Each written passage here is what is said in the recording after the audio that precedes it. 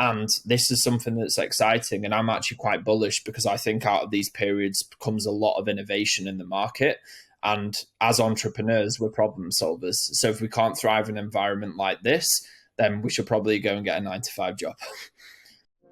Welcome to the Agency Profit Podcast, a show dedicated to going deep space on agency operations, which is just as nerdy as it sounds.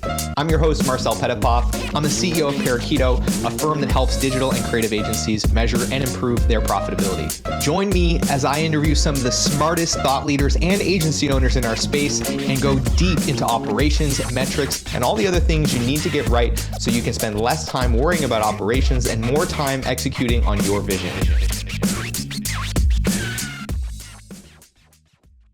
Hey everyone, welcome back to the Agency Profit Podcast. Today, I'm joined by somewhat of a serial entrepreneur, the CEO and founder at Alpha Inbound, Nigel Thomas, who has started a few agencies and is right now in the trenches. I think this is going to be a really fun episode as we can dig into what got them to very rapid growth from the starting point where Nigel came into the business, and also talk about the realities of what it means to be at this kind of very transformational stage of growth in the business.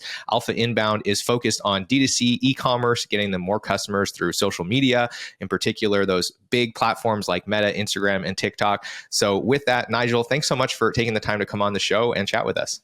Yeah, thank you so much. Also, Happy New Year. It's obviously that time of the year when we've got all the hopes and dreams of the exciting things to come, put all of that past behind us, and I'm really excited to come on here and hopefully share some value for the listeners. Yeah. And, this is really interesting because we've got this, the way our podcast is working out in 2023, we're recording this in January. It might not come out. I have to go look at our Trello board, but it's not going to come out for a few months. So it'd be really fascinating when this comes out to go back and watch it and see just how much of, because you're on a very quick growth trajectory here, see just how much above or below or just how things went relative to what you're talking about. But definitely a great time of the year to be chatting and coming at the end of what sounds like was an exciting 2022. For everyone's context, I want to start by just asking you kind of in your own words, what do you do? Who do you serve? And, tell me about the origin story of Alpha Inbound and what you've done this year. But yeah, in terms of Alpha Inbound, what do we do and who do we help? Well, we're a performance marketing agency. We focus on the platforms, such as Meta, of course, TikTok, Google, and also high performance UGC content. And we work with these 8-figure Shopify brands to get them more customers. Obviously, brand awareness strategy, it's a big play in everything we do, and we're transitioning more there. But that's in essence what we do. We're looking to grow these businesses.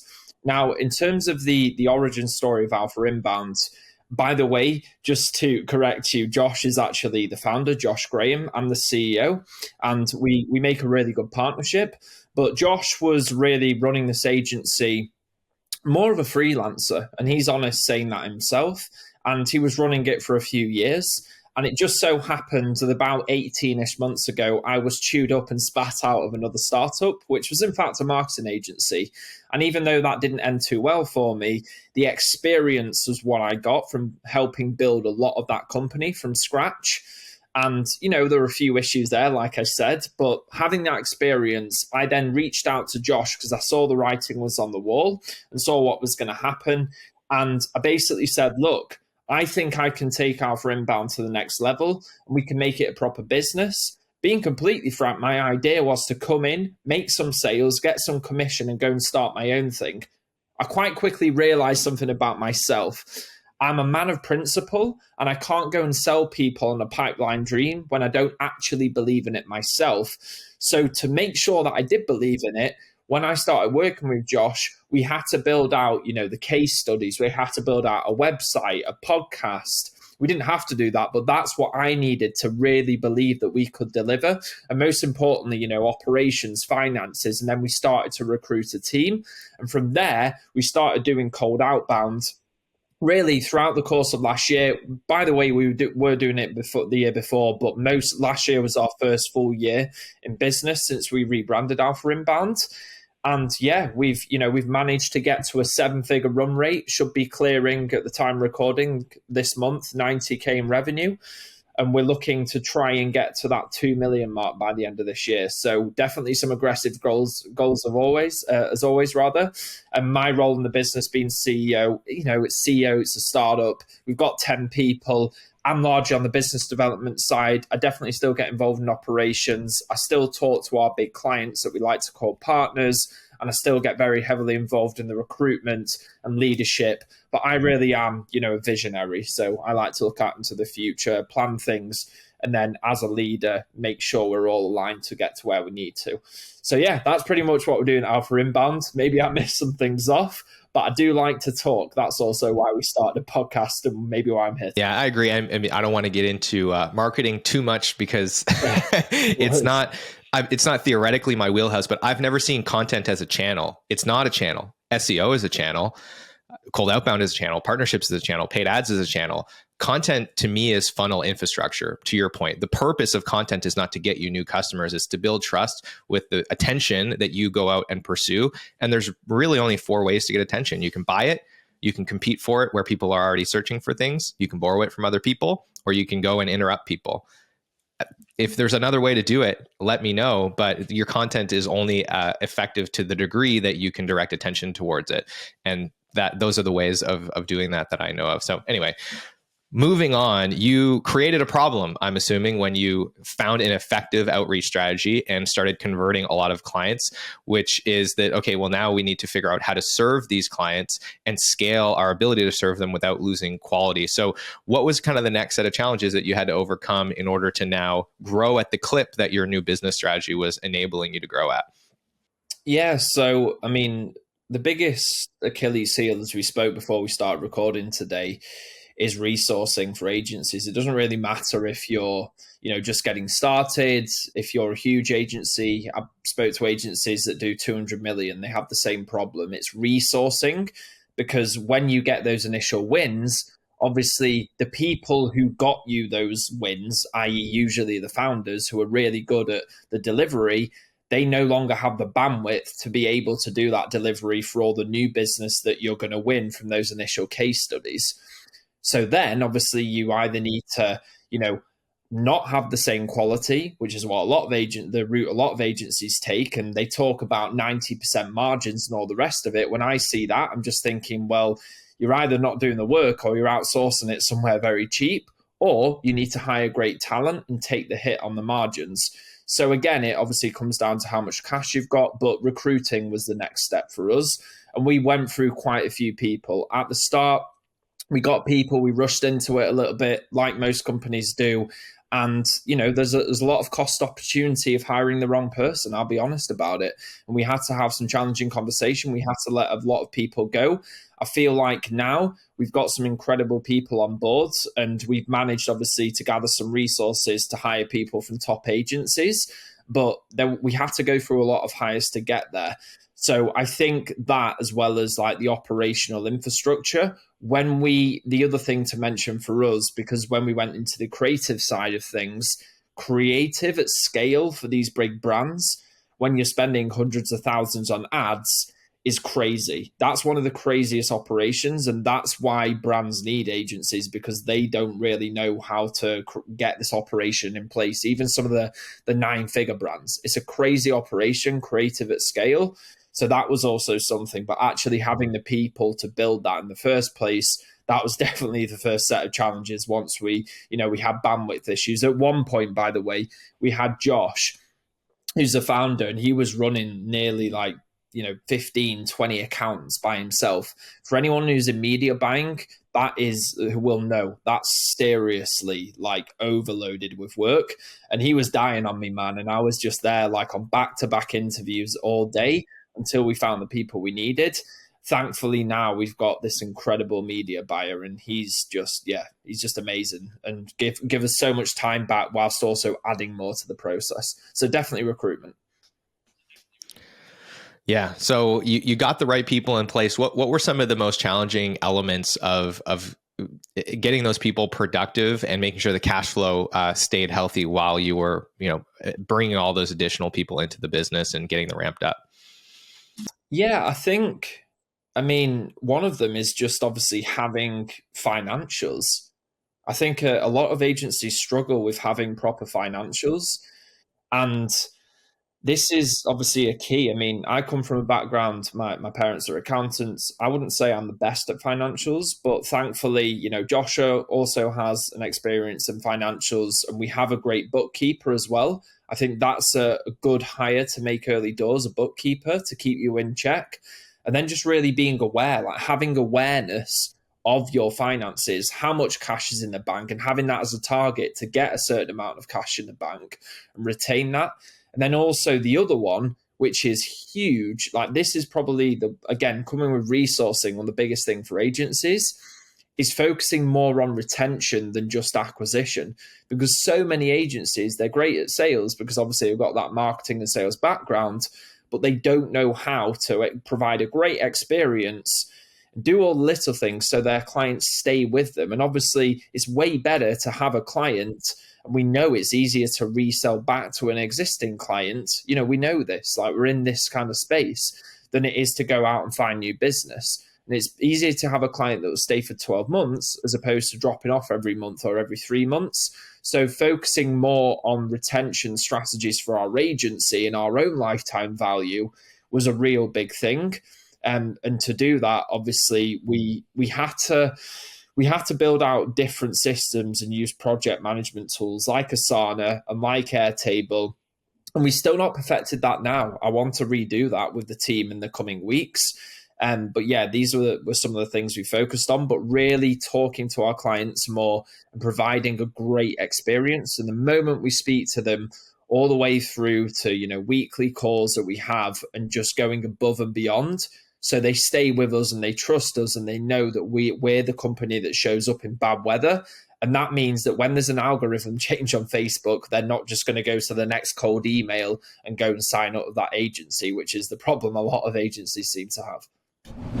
Hey, it's Marcel here, and I hope you're enjoying the episode so far. If you are, then I want to encourage you to check out the Agency Profitability Toolkit. It's a free set of resources that we've put together to help agency owners just like you improve their profitability. It's full of free checklists, templates, and training videos, and has helped thousands of agencies get better at measuring the essentials of their business. So if you want to grab a free copy of that, you can head to parakeeto.com/toolkit or look for a link wherever you're watching or listening to this. With that, I want to thank you again for tuning in, and I'll let you get back to the episode.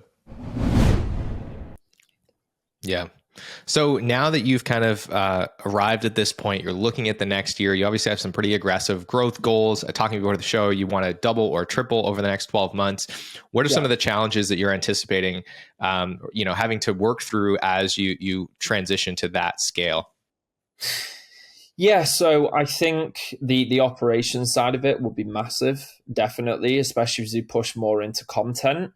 And reporting. Reporting's a big one for us right now, where we just need to get a lot better at it. Again, to provide a better experience to our clients is one thing, but also for what we do, having the reporting for our team is massive, and the feedback loop between the media buyers and the content team, so they're iterating the right content in real time. I mean, when you're spending, again, hundreds of thousands a month, speed kills. So the reporting is going to be critical, and then making sure that everyone is aware of their own KPIs. So we brought in now department KPIs. So, for example, the media team, the media buying team, they have their own KPI. We have our own KPI for the sales. The finance team, they have the KPI, the profit margins.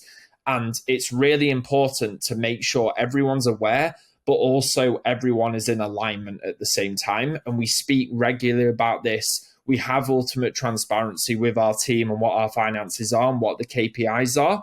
And then everyone knows, so everyone can take that ownership and that accountability. So we can all drive forward with our own little departments, but ultimately we're going to hit our goals. Or if we're not, we're going to know about it real fast. And then obviously we can change our trajectory and do what we need to do to course correct and get back on track.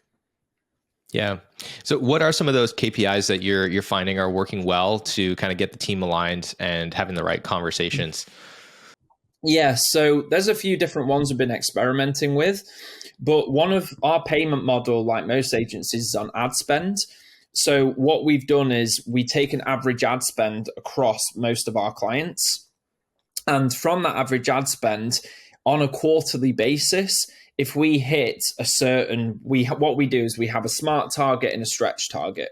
So if we hit the smart target, we give out a certain bonus. And then if we hit a stretch target, we also give out obviously a better bonus. Now, the reason for this is because even though that's more for the media buyers, if we have better content, which obviously is created faster and it gets better results for our media buyers, that's going to scale the account and mean that we can charge more ads or charge more because we're going to be having a higher ad spend.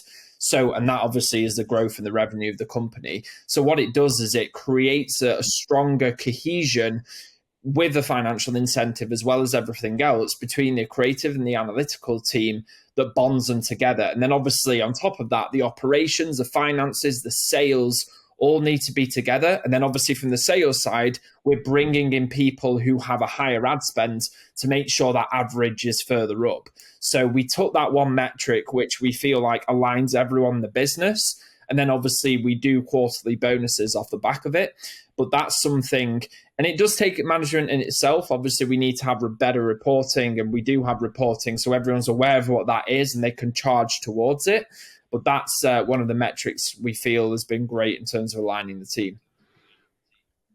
I like the concept, especially as it relates to it's a very good indicator of a value metric for your clients. And this is something we talk about in software pricing all the time, right? It's like the ultimate software pricing model is one where you price based on a value metric. So it's like, what's the thing that would tell you that your customer is getting a lot of value? And in your case, if a client is pushing more money into the advertising that you're doing for them, presumably it's because it's generating more return on investment.